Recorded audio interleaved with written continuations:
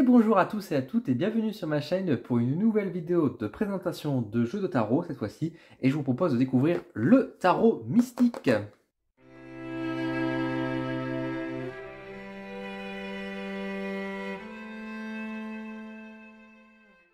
Avant de commencer, je remercie Grimaud Cartomancie pour m'avoir envoyé ce lot de jeux d'oracle et de tarot pour que je puisse le découvrir à l'occasion à Noël, mais également vous présenter sur ma chaîne YouTube. Donc merci beaucoup à vous. Je vous propose de découvrir dans une caméra rapprochée le contenu de la boîte et je vous donne mon avis après la vidéo. Alors, le tarot mystique, mystique de Catherine Welsstein, j'espère que je prononce bien, et désolé si ce n'est pas le cas. Donc c'est un tarot qui est sorti donc chez Grimaud Cartomancie en septembre 2022. On va retrouver à l'intérieur 83 cartes et pour un prix de 30 €, enfin 29,99 € pour être exact. Alors, tout de suite, vous allez me dire, Dylan, un tarot de 83 cartes, mais qu'est-ce que c'est que ça? Eh bien, je vais vous expliquer dans quelques instants. Alors, on va retrouver, donc voici à quoi ressemble le dos de la boîte. Donc, une belle boîte, une boîte solide en carton quand même, bien solide. Voilà, hop, à l'intérieur, on va retrouver donc une petite carte de présentation, ici, donc le tarot mystique, voilà, l'artiste, donc Catherine Welsstein. Voilà, avec tout simple, hein, tout bêtement. Et nous avons également un petit livret, alors un livret qui est extrêmement basique, on va pas se mentir. Donc une petite introduction de la personne, dans l'idée de son jeu, etc. Les arcanes majeures, donc vous voyez, il n'y a pas d'image, donc c'est en noir et blanc, il n'y a absolument pas d'image qui nous est présentée du jeu. Et on a juste des interprétations assez classiques en soi. Et à la fin, même pour les arcanes mineures, c'est la même chose. Et à la fin, nous avons juste un petit exemple de tirage. Voilà, juste ce tirage-là. L'autrice, enfin l'auteur, pardon, je me trompe tout le temps. Et voilà, donc c'est un livret qui est extrêmement basique, simple. Bon, c'est pas forcément le plus important. Un tarot, en général, on sait à peu près s'en servir. Si c'est votre premier, vous pouvez trouver facilement des informations sur Internet. Donc pour moi, c'est pas forcément un gros défaut en soi, même si il faut noter qu'il est simple. Alors, je vais vous montrer, avant de montrer vraiment chacune des cartes, voilà à quoi ressemble le dos. Donc nous avons un dos assez uniforme, où on peut le lire à l'endroit et à l'envers, tout ça c'est plutôt pratique. Nous avons des couleurs blanches, voilà, c'est plutôt intéressant. Nous avons, comme vous pouvez le voir, sur le côté des cartes, sur la tranche, nous avons donc de l'argent, une dorure argentée, donc c'est toujours, ça donne un certain charme. Les cartes sont de plutôt bonne qualité, donc c'est du mat. Vous voyez qu'elles sont assez souples, mais c'est quand même pas... Voilà, c'est pas de la mauvaise qualité, c'est ce que je veux dire par rapport à ça. Elles sont pas trop fines, elles sont pas trop lourdes. Voilà. Elles sont quand même assez grandes, quand même, les cartes. Bon, j'ai déjà vu des jeux beaucoup plus grands, mais il faut noter quand même que pour un tarot, les cartes sont quand même assez grandes. Donc voilà à quoi ressemble. Donc là, elles sont dans l'ordre, hein, donc tout simplement, donc je vous présente donc, tout d'abord les arcanes majeures, donc le fou, le magicien, la grande prêtresse, l'impératrice et l'empereur. Alors là, vous allez voir l'empereur et l'empereur. Ah, il y a deux empereurs. Et en fait, vous voyez qu'il y a un empereur masculin et un empereur féminin ici qui est représenté. Hop, la hiérophante, les amoureux. Alors comme d'habitude, si vous voulez voir un peu plus en détail chaque carte, pardon, oups, il y a la force qui voulait se barrer. Hop, si vous voulez voir un peu plus de détails, n'hésitez pas à faire pause dans la vidéo pour voir un petit peu plus en détail justement le jeu en question. Donc voilà les arcanes, hein, donc classique, le pendu. Donc vous voyez en même temps le style des illustrations, la mort, la tempérance, le diable avec ce champignon, etc. C'est intéressant, hein, vous voyez tout de suite qu'il y a quand même une symbolique qui est bien marquée. Donc la lune, le soleil, le jugement, le monde. Alors on passe tout de suite maintenant aux arcanes de mineurs, non, les arcanes mineurs, donc avec la série des bâtons, donc l'as de bâton, le 2 de bâton, le 3 de bâton, de bâton, etc., etc. Donc vous voyez tout de suite, c'est un style, alors je sais pas comment on pourrait définir ce style new roman, enfin je sais plus, un peu romanesque. Il y a un titre un peu baroque, je sais pas, moi je suis pas très calé on va dire dans ces notions-là d'histoire, mais c'est un style un peu à l'ancienne, vous voyez dans les vieux, enfin c'est quelque chose qui revient beaucoup à la mode, surtout dans la cartomancie même. Un phénomène que j'ai un peu de mal à comprendre, je dois vous avouer. Bon, après, encore une fois, chacun ses goûts, hein. Le jeu est beau, hein, je vais pas dire le contraire. Je comprends l'attrait que ça peut avoir, mais voilà. C'est un style très chic parisienne, j'ai envie de dire entre guillemets. Voilà, c'est un peu l'impression que j'ai. Bon, c'est pas une critique loin de là. Hein, c'est encore une fois, c'est plus histoire de dire. Donc vous voyez donc au niveau des cartes, vous voyez donc voilà, la reine de coupe qui fait beaucoup penser à Aphrodite, hein, cette reine de coupe d'ailleurs. Le roi de coupe Et vous voyez qu'il y a encore un deuxième roi ici qui est présenté, donc un deuxième roi de coupe, mais cette fois-ci, pareil, penchant féminin.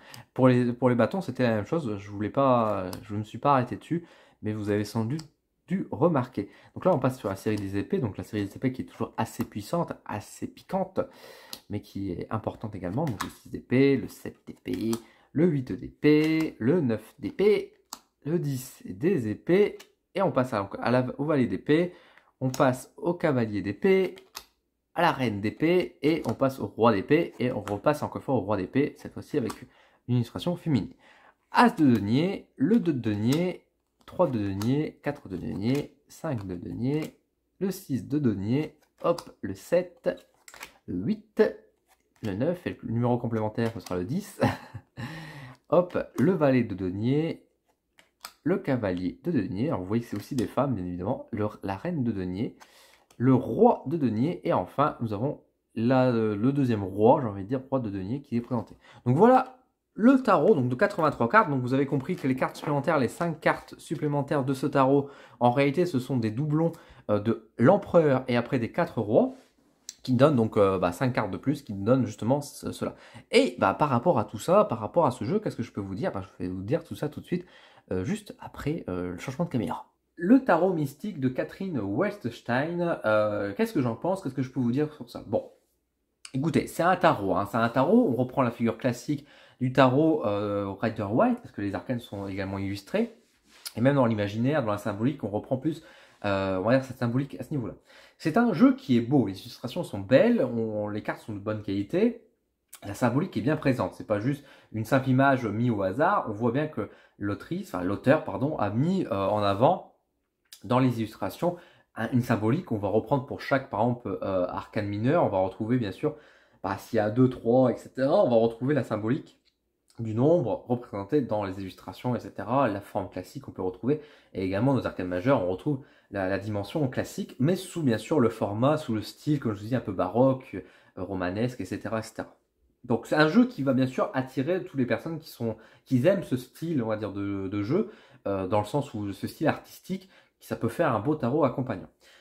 J'ai pas grand chose à dire, encore une fois on retrouve sur un tarot assez classique en somme, qui va être comme tous les autres tarots, le format, la construction, elle est bonne, il n'y a pas de souci à ce niveau-là. Ça fait partie maintenant de vous, est-ce que vous accrochez ou pas au niveau des illustrations. Moi personnellement c'est vrai que ces illustrations, tout ça, comme vous avez pu l'entendre, c'est pas un style qui me parle plus que ça, donc c'est pas un jeu forcément que je vais utiliser. Ça ne veut pas dire pour autant qu'il est mauvais, loin de là, mais c'est juste que moi j'ai un autre style, j'ai d'autres goûts, et forcément je vais être attiré plus sur des tarots qui correspondent à mon goût. Mais je sais très bien qu'il y a ce jeu, il y a beaucoup de monde qui vont voir cette vidéo, enfin je souhaite que cette vidéo fasse le tour du monde, et qu'il y a des gens qui vont voir cette vidéo et qui vont se dire ah mais j'aime beaucoup le style, etc., qui vont être intéressés par ce tarot et qui vont sans doute faire de très beaux tirages, pardon. Donc ça, il n'y a aucun souci là-dessus, à ce niveau-là, quoi. Les cartes, c'est vrai qu'elles sont un petit peu grandes. Pour un tarot, ça peut être un peu gênant parce que c'est vrai que le tarot, on aime bien qu'il soit quand même facilement transportable ou voilà, qu'il tient bien en main, etc. Là, les cartes sont un poil grandes. Bon, ça pourrait être pire, mais c'est vrai que ça a noté. Alors après, ça permet de mieux profiter des images, c'est sûr et certain. Mais qui dit grande carte dit forcément grande table aussi si on veut faire des tirages. Donc c'est pas toujours très évident à ce niveau-là aussi. Donc c'est peut-être un des petits défauts qu'on pourrait faire. On aurait pu avoir aimé un format un poil plus petit. Même si maintenant, en termes de hauteur des cartes, je pense que c'est bon, parce que quand on regarde par exemple la taille de la carte, je pense que la hauteur est bonne, mais c'est le niveau de la largeur. Alors après, c'est sans doute pour la question de l'illustration aussi. Forcément, quand les illustrations sont un peu plus grandes, on faut adapter la carte par rapport à ça. Mais c'est vrai que, bon, ça aurait pu être... Ça a noté que le format est un peu plus grand qu'un tarot classique. Maintenant, concernant cette histoire, donc des 5 cartes rajoutées. Donc c'est pas finalement 5 cartes ajoutées en plus, c'est plutôt une question de choix. Parce qu'en réalité, et ça l'auteur nous le dit tout de suite, c'est qu'on choisit la carte qu'on veut. Si on veut mettre l'empereur classique masculin, on peut le mettre, mais si on veut préférer mettre l'empereur féminin à la place, ou les rois sous sa posture féminine, on peut les mettre. Donc en fait, il n'y a pas deux rois, il n'y a pas deux empereurs dans nos tirages. On retrouve le format classique de 78 cartes, c'est juste qu'on choisit l'illustration qu'on veut avoir. Donc avoir le choix, c'est toujours positif. Ce que je vais vous dire maintenant, donc n'est pas une critique, n'est pas un défaut en soi, mais c'est plus une interrogation. C'est pourquoi. Moi, je veux savoir pourquoi, surtout que, encore une fois, l'auteur, dans le livret ou dans les peu d'explications qu'on a, elle ne le justifie pas, elle nous dit juste, on choisit. Le truc, c'est que, moi, j'ai rien contre, tu vois, je te tutoie, j'ai rien contre qu'on mette dans un tarot, qu'on illustre toutes les arcanes d'une manière féminine, qu'on mette que des femmes, par exemple, parce qu'on peut partir dans un élan féministe ou quoi, etc. Ce que je peux comprendre, il n'y a aucun souci là-dessus.